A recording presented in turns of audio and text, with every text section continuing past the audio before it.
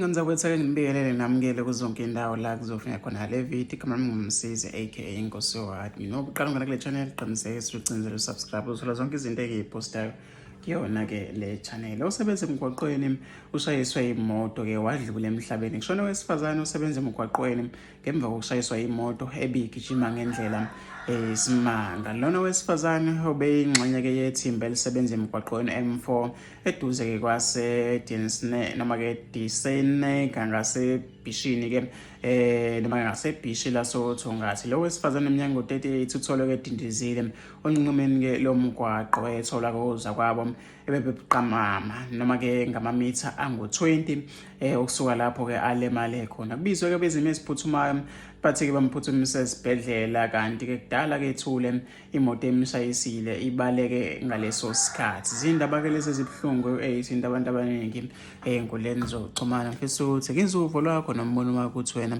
ucabangani ke ngalelo daba asihlangane lapha kwi-comment section.